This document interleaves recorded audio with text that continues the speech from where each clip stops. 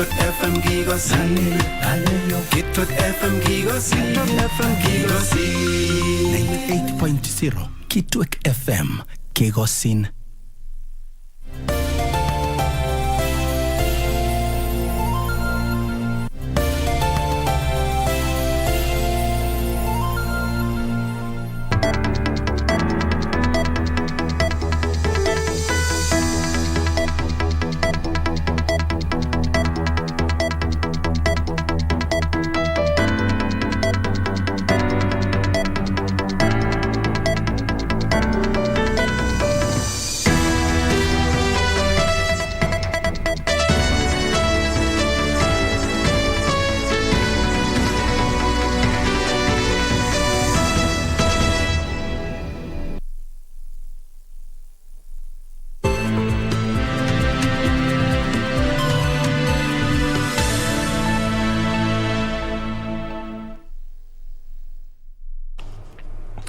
Good afternoon. Thank you for creating time for us. This is KBC. You're just in time for the lunchtime news.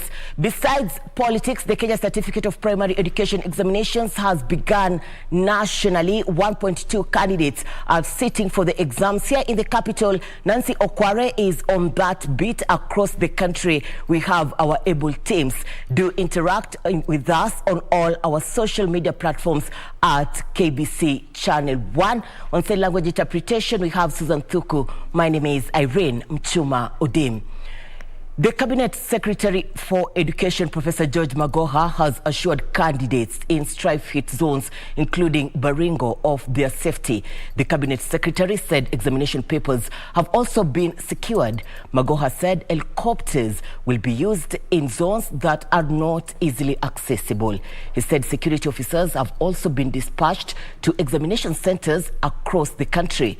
Speaking hours after witnessing the opening of examination containers in Kakamega, Professor Magoha lauded the efforts made to ensure all registered candidates sit their exams. He warned against exam cheating and cautioned politicians against conducting political campaigns near examination centers.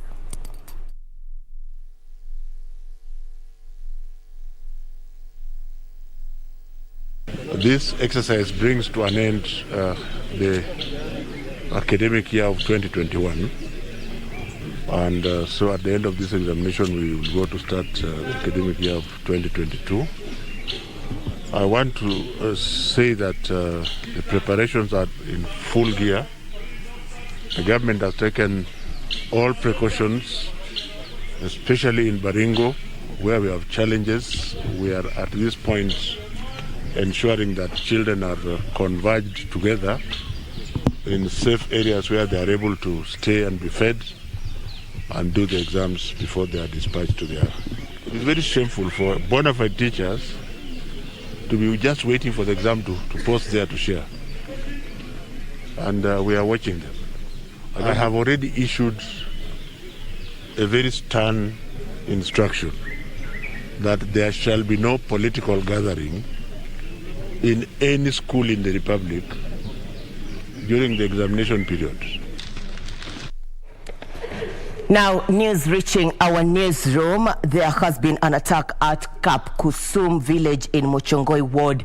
Ongoing KCPE exam might have been affected in schools including Karne, Kap Kechir primary schools, which are near the place of the attack. Our able team is on the ground and will be giving you details on this developing news item.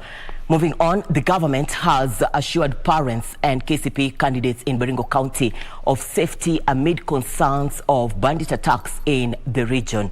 Rift Valley Coordinator Mohammed Malim says the government has set up examination centers in safe areas to allow 185 candidates who were displaced following the flare-up of insecurity in the region to write the exams without any interruption.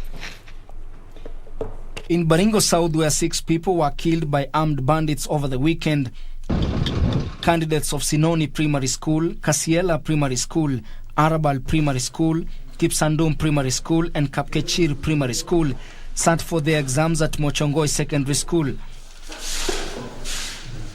In Baringo North, pupils of Kapturo Primary School and Chepkesin Primary sat for their papers in Toroboi Primary School, with fears that some may miss to sit for their exam following heightened insecurity.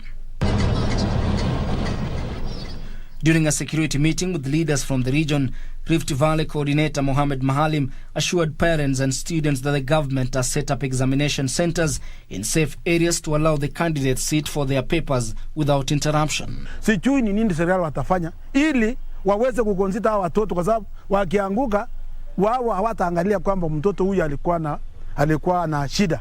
So unless hata wakati wa resource kitoka wa consider wale watoto ambao walikuwa na shida kama hiyo. Tumefanya mikakati kuhakikisha ya kuwa watoto wetu wamepewa nafasi kama Wakenya wengine kwenda kukalia mitihani yao. Kwa hivyo tumejipanga na usalama ya hali ya juu itapatikana katika kila sehemu ya hizo mashule. Kuna zile tumeunganisha kwa sababu ya mambo ya NEC regulations, labda wako na less than 30 candidates. Ama wengine ni wale wamekuwa displaced kwa sababu ya usalama, utofu wa usalama. Hayo ni mambo ambayo tumefuatilia. Saturday, 7 people were killed by armed bandits in 2 volatile regions of Baringo South and Baringo North, creating tension which has seen scores of residents fleeing their homes. Ben Chumba, Lunchtime News. Over 1.2 million candidates on Monday started their Kenya Certificate for Primary Education 2021 examinations, with Interior Principal Secretary Karanja Kibicho overseeing the exercise in Nairobi County. Kibicho assured that the multi-agency team in place would ensure the integrity of the examination. In Westland Sub-County, 2 candidates are undertaking their exams in hospital. Monday morning at the Deputy County Commissioner's office in Westlands, Nairobi County.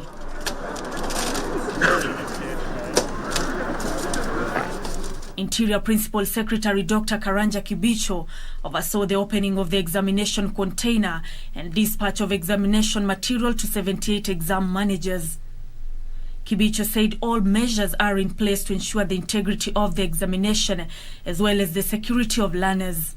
We have ensured that there isn't a chance of anyone to tamper with it. You would have to coordinate hundreds of people to succeed, and that has not happened in the last few years.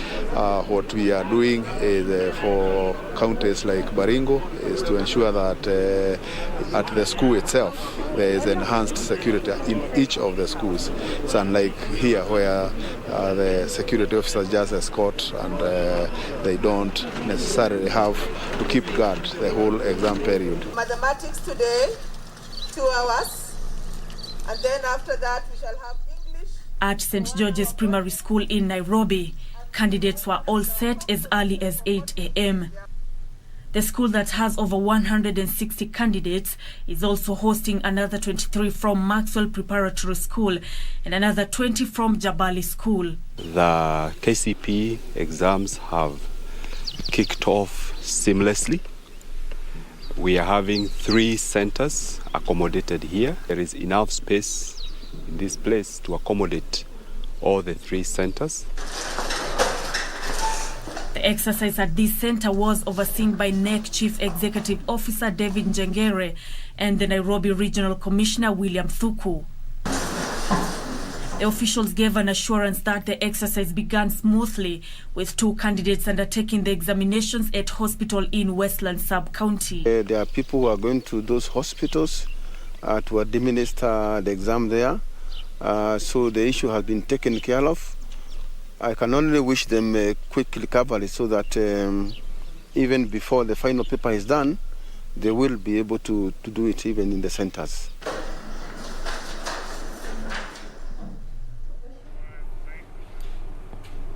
"15 inmates at Kitui Prison are among 42,649 candidates sitting for the 2021 Kenya Certificate of Primary Education exams in Kitui County. One of the inmates writing the exam, which kicked off early this morning, is serving a life sentence. The other 14 are serving shorter jail terms. Hilo Ibrahim Hassan, the warden in charge of Kitui prisons said the correctional facility gave willing inmates a chance to continue with their studies. Hassan is confident the inmates will excel in the national exam. Kitui County has 1,200 KCPE examination centers.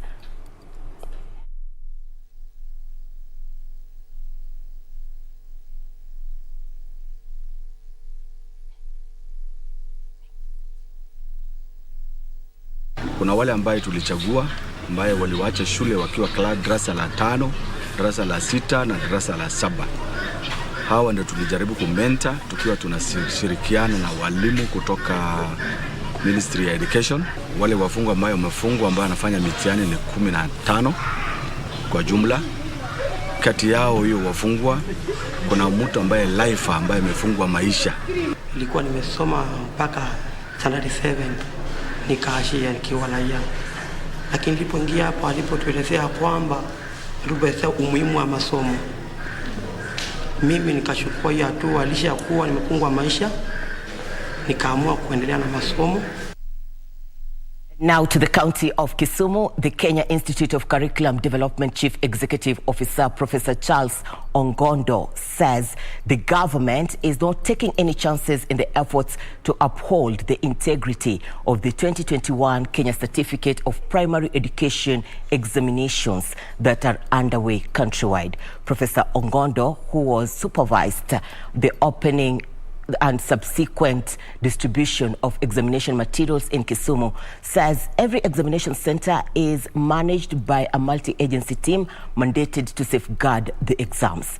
Kisumu County has a total of 34,724 candidates. 3 special cases have been reported so far in the county, being 2 candidates who are sitting the exams are in police custody and 1 who is writing the exams from the hospital bed after delivery.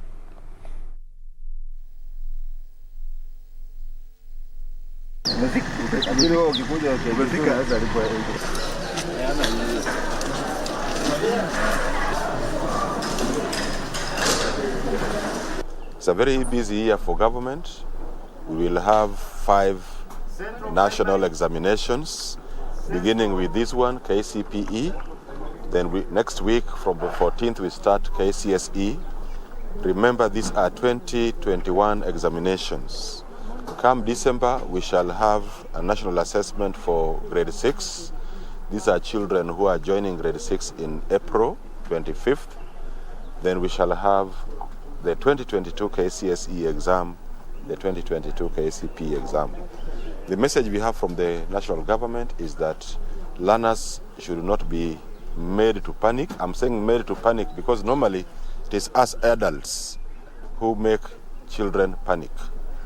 The government is aware that the exam was done under difficult conditions, shortened semesters, and the consequences of COVID-19. And our cabinet secretary has said very well that this was factored in the setting of the exam and will be factored in the processing of the exam. I think the other point to make is we have information up to now about a few people who still want to give the impression that exams can be leaked. This is not true. The way these exams are managed, there can be no leakage. So I want to join my cabinet secretary in emphasizing, if somebody comes to you or to any child purporting to be selling you an exam, that will be a fake one and you'll be wasting your money. As far as the statistics are concerned, for KCPE, we have got 31,303 who are in public schools. Then we have a total of 3,222 in private schools, and we have got 189 in private centers. That is for Kisumu County. We have a few cases that have been reported, but those are just cases where we have got kids who are going to have to sit their exams in a cell for mischief. I don't want to delve into that. But maybe another case that one case or so where we've got a maternity issue, Otherwise, there are not many cases. Coast Regional Commissioner John Elungata has assured candidates sitting for their Kenya Certificate of Primary Education examinations and managers of the exercise of adequate security within the examination centers during the 3-day exercise, which kicked off today. Elungata said surveillance has been stepped up at the coast to ensure a seamless exercise. Early Monday morning, and Coast Regional Commissioner John Elungata led a multi-sectoral team in witnessing the opening of the 2021 Kenya Certificate of Primary Examinations containers at Coast Regional Headquarters office located within Uhuru Nakazi building in Mombasa Central Business District.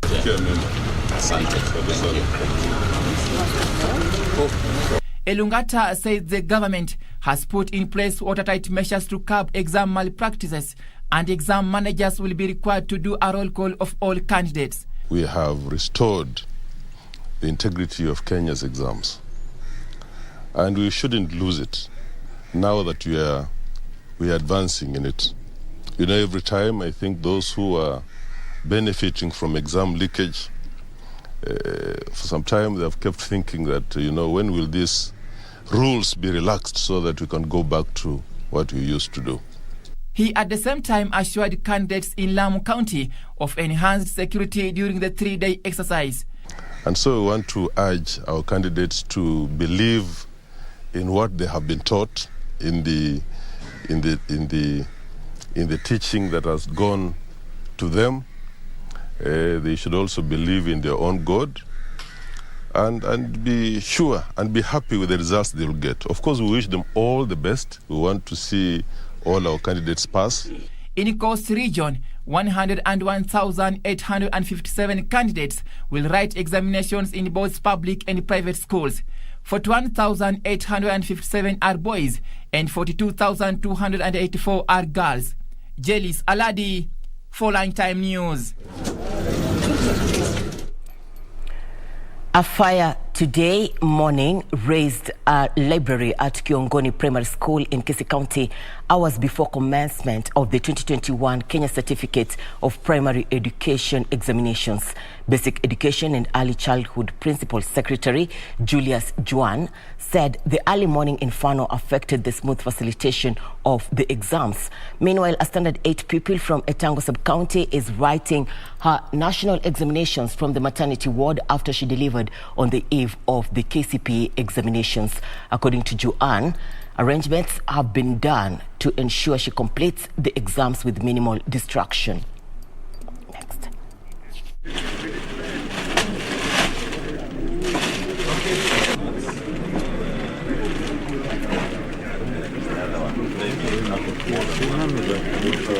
A female student in Etango Sub-County who delivered yesterday. The delivery was normal. The candidate is stable. Is at Kisii level 6 hospital. Again, arrangements have been made to ensure that she takes her exams because she has indicated that she's ready to take the exams.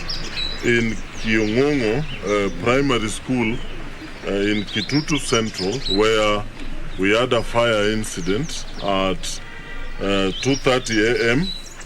We are told that the fire started from an accident in one of the classrooms next to the library. We are going there. Despite the challenges, we wish each and every candidate nothing but the best of luck as they sit for the national examinations. To other concerns, Iteso Cultural Union has elected prominent businessman Paul Sunday Emolot as interim leader following the demise of Paramount Chief Papa Augustine Osuban Lemukol last month. The interim cultural leader will serve as king in acting capacity for 6 months until a new Paramount Chief is elected on 30th of July this year. Business came to a standstill in the outskirts of Soroti, eastern Uganda, following the return of the Iteso Cultural Union interim caretaker King Paul Sunday Emolot. The interim king was flagged off by local dancers from Kumi district with a fleet of cars and border riders.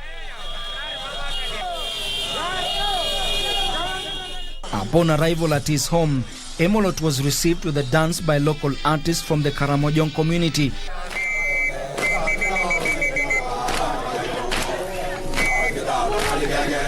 Some wore grass on their heads as a symbol of unity among the Iteso, Karamojong, Nyangtom of Ethiopia, Turkanas of Kenya, and Dinkas of Southern Sudan.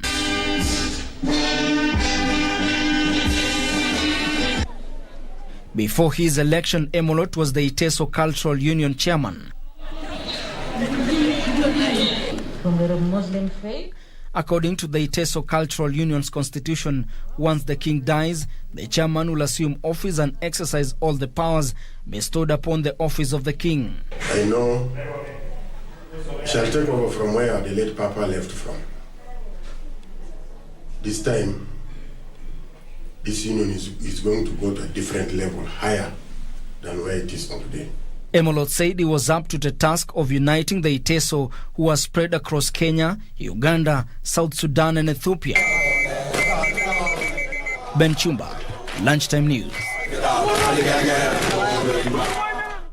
On a political note now, the United Democratic Alliance has assured aspirants seeking to fly the party's flag of a free and fair nomination process.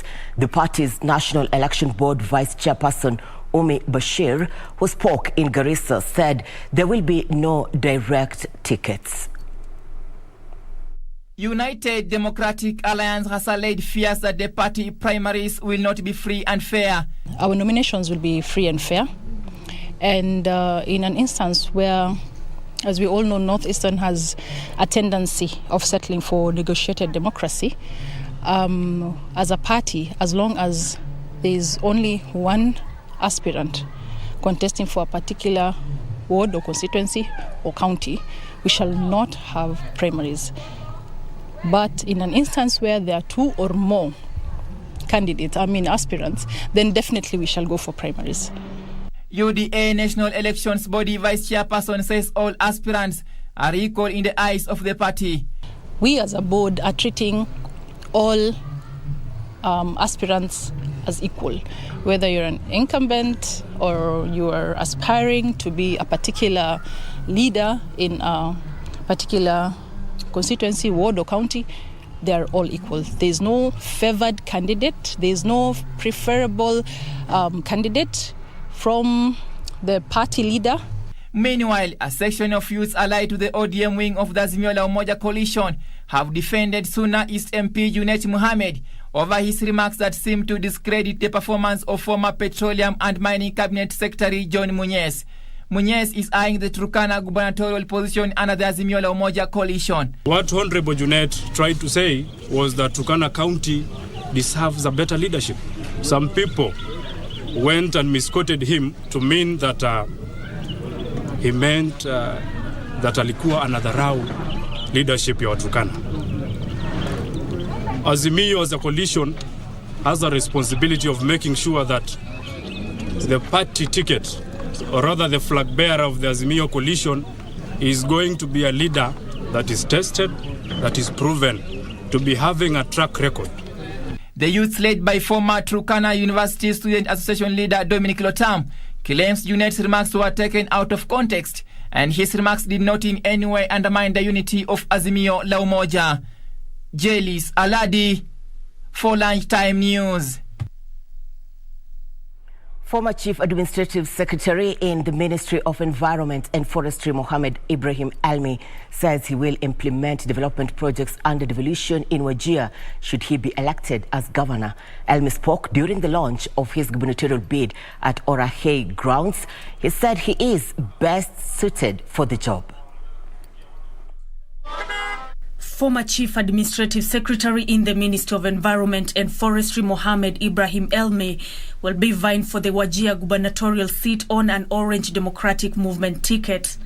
Kila sub-county itakuwa na wafanyikazi yake, contract itafanyiwa huko, watalipwa huko. Ukifanya kazi yoyote ya county, lazima unalipwa kwa wakati ile mlikubaliana. Hakuna kuchukua hongo, hakuna 10%, hiyo itakwama mwaka hii inshallah. Elmi said he will bank on his vast experience and track record as an administrator to manage the region if elected. Huwezi kila wakati watu wanachukua 10% badala ya kufanyia watu pesa. Pesa ikuwe halali. Pesa iwe ya huduma. Mambo yote alifanya na bilioni 2. Yale mengine yote amefanya na bilioni 4. Akipewa bilioni 9 za Wajir, hatutafanya Wajir ikuwe kama Dubai. Sababu sisi tukikuwa wizara ya viwanda, alikuja akajenga kichinjio kubwa sana. Na najua mkimweka kama governor, hicho kichinjio kitakuwa revived such that ng'ombe wenu na mbuzi watakuwa kichinjwa hapa, muna export mpaka Middle East. Ni mzee mwenye maono, ni mzee mwenye mipango, ni mzee mwaminifu ambaye mnaweza amini na rasilimali zenu. The implementation of the competency-based curriculum is taking shape, with schools around the country fully implementing the new curriculum, even as parents decry the lack of resources in some schools. The director of Olympic Group of Schools, Zachary Onduso, says teachers are undergoing extensive training on CBC to equip them with the requisite skills to implement the curriculum. He was speaking during the graduation ceremony of pre-primary level pupils at the school in Nyamache sub-county. KBC ambao umeletwa hivi juzi na serikali, na tumejipanga vizuri ili watoto wetu wapate yaliyo mema na kwa namna ya kipekee jinsi ambavyo CBC yenyewe inahitajika, na walimu karibu 8 ambao tumewatuma waende wajaribu kujifunza CBC hivi kwamba mwaka huu watakaporudi watarudi tena kusaidia hawa walimu wengine. Lakini mara kwa mara tunakuwa na semina ambazo zinaandaliwa na serikali, na hata sisi wenyewe humu shuleni huwa tunaandaa semina za kuwafundisha walimu wetu namna ambavyo wana.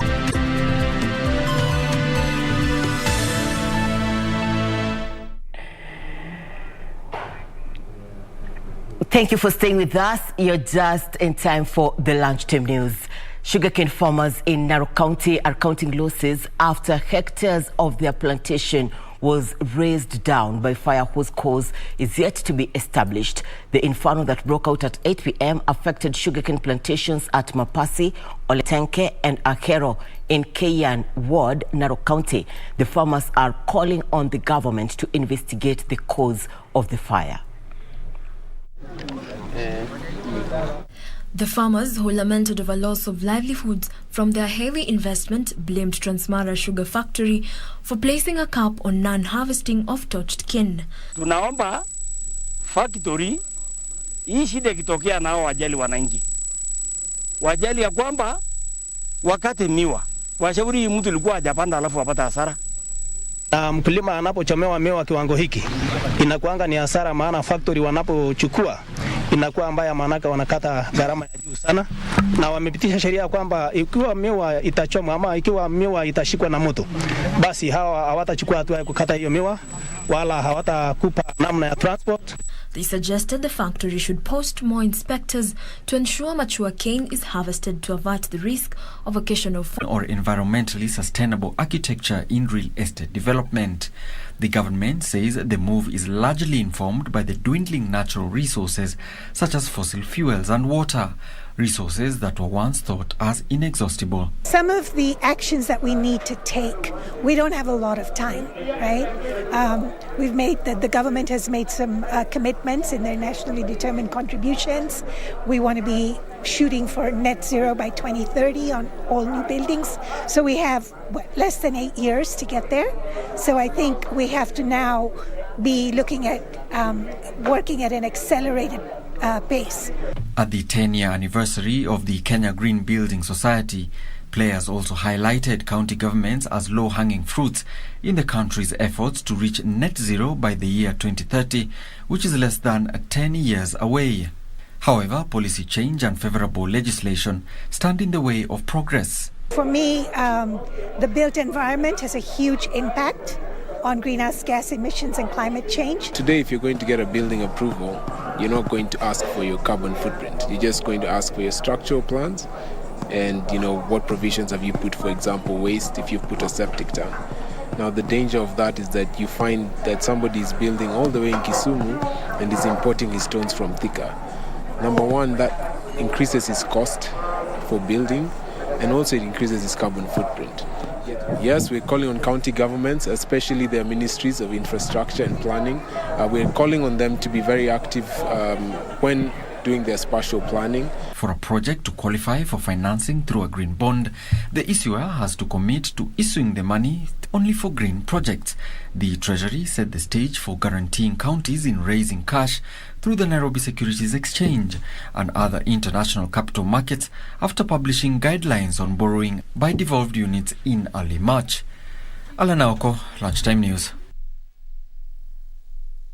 Financial services provider Jubilee Holdings has completed the acquisition of additional 10% stake in undersea cable services provider Seacom. The deal takes Jubilee Holdings shareholding in Seacom to 18.8% from 8.8%. A statement by Jubilee Holdings has said it purchased the stake through IPS Cable System Limited, which has acquired Seacom Holding Limited Mauritius shareholding amounting to 10%.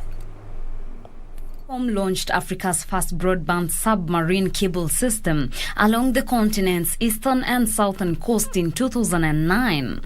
Through its ownership of Africa's most extensive ICT data infrastructure, including multiple subsea cables and continent-wide IP MPLS network. Jubilee Holdings has purchased an additional 10% stake in Seacom, which increases JHL's shareholding in Seacom from 8.8% to 18.8%. Seacom's infrastructure connects Kenya, Mozambique, South Africa, Madagascar and Tanzania to other international broadband cables and accounts for close to 25% of Kenya's total undersea bandwidth capacity. A readout from Jubilee Holdings says the additional investment in Seacom will continue to provide the company with a stable and consistent return, as has been the case with the existing investment, as well as consolidate their position at the center of digital transformation in the region.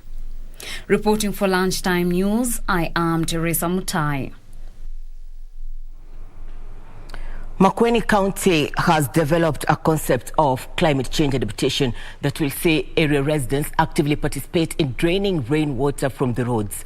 County volumes between the continent and east. As runoff water is known to destroy roads, hence the need to convert it into water for irrigation. 14% of corn exports in 2020 and a joint 58% of global sunflower oil exports in the same year, analysis shows. Trade between African countries and the former Soviet neighbors, especially Russia, has flourished in recent years, with Russian exports to the continent valued at $14 billion annually and imports from Africa pegged at around $5 billion per year. But these gains are on the verge of eroding quickly, analysts worry, signaling a severe disruption in Africa's food conditions if Russia's military operations in Ukraine persists. Trade between Russia and China in the first 2 months of 2022 increased by 38.5% year-on-year, according to statistics released on Monday by China's Customs Administration. Trade turnover in January-February reached $26.43 billion. Russian exports to China jumped by 35.8% over the period to $13.8 billion. Russia imported $12.6 billion worth of goods and services from China, an annual growth of 41.5%. More details next in our business news. Last year, Russian-Chinese trade peaked at a record high of over $148.8 billion, up 35.8% compared to 2020, when it dropped by 2.9% due to the COVID-19 pandemic. Overall, China's trade surplus reached $59.77 billion in the first 2 months of 2022, up 16.5% compared to the same period in 2021. Russia's positive balance in January to February reached $1.19 billion, up 26.3% annually. Chinese President Xi Jinping forecast that trade turnover between Russia and China may soon reach $250 billion. Among the main areas that will contribute to the growth of trade between the two countries Analysts list Russian oil and gas exports, non-ferrous metals, and agricultural goods. Last month, China lifted all restrictions on Russian wheat imports and is now free to buy wheat from any Russian region. Elsewhere, Russian banks have announced plans to start issuing cards using the Chinese UnionPay card operator system. The step, which comes shortly after MasterCard and Visa pledged to cease operations in Russia and disconnect all countries' banks from their payment systems, will enable the holders of new cards to use them for paying and withdrawing cash abroad. Russian banks, including Sberbank, Russia's biggest lender, as well as Alfa Bank and Tinkoff, issued announcements regarding the switch to UnionPay due to the latest developments. Some of Russia's banks, like Pochta Bank, Gazprom Bank, and several other minor banks, had been previously working with the UnionPay card operator system. UnionPay, an international payment system founded in 2002, received international status in 2005. Headquartered in Shanghai, the company reportedly operates in more than 180 countries across the globe. Finally, U.S. gasoline prices at the pump has jumped 11% high over the past week to the highest since late July 2008 as global sanctions cripple the ability to export crude oil. U.S. regular grade gasoline price hit $4 per gallon on Sunday, up 11% from $3 a week ago and up 45% up from $2 a year ago. Also, crude futures have soared more than 12% to $130 per barrel.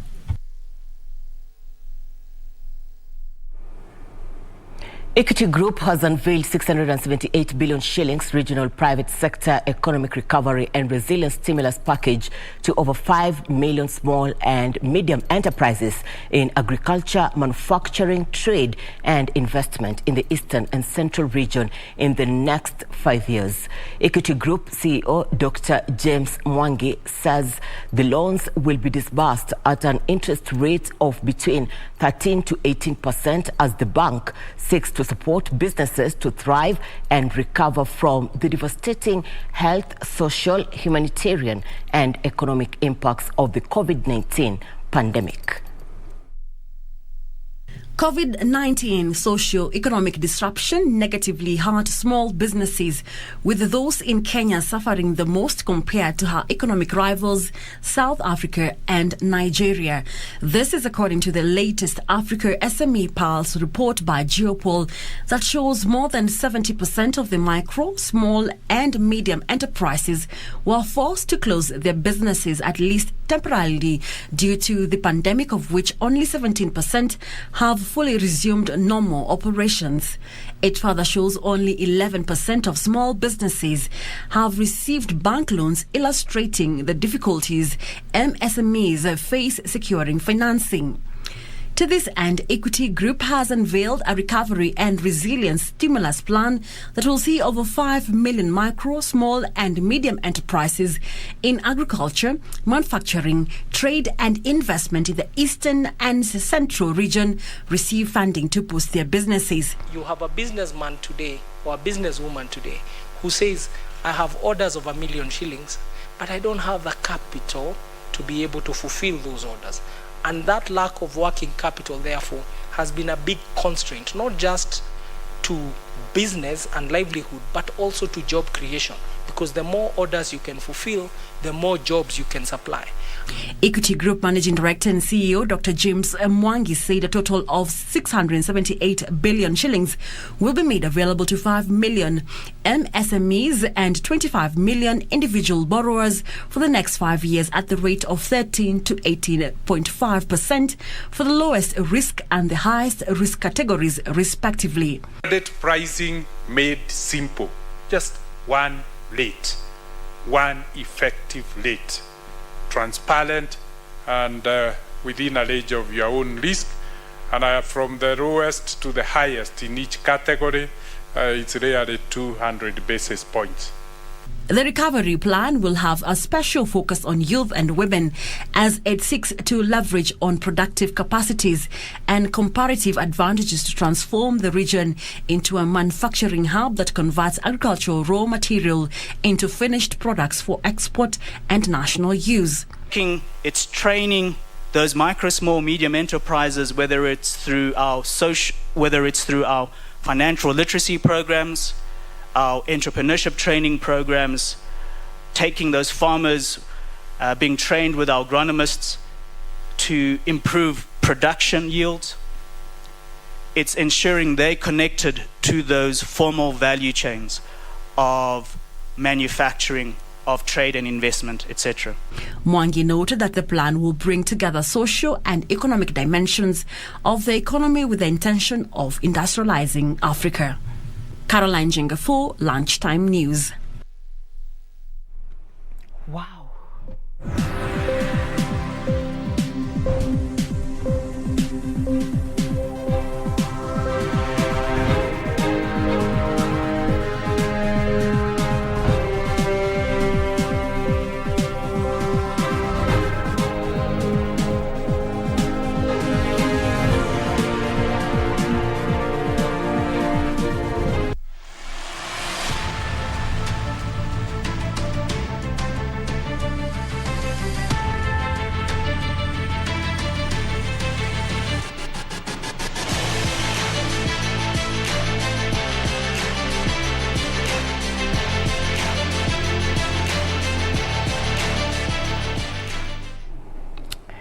All right, let's play. Time for Channel 1 Sports News. 2-minute after wearing a national war symbol Z on his chest as he stood next to a Ukrainian rival on the podium in Qatar yesterday. The letter Z has become symbolic with Russia's invasion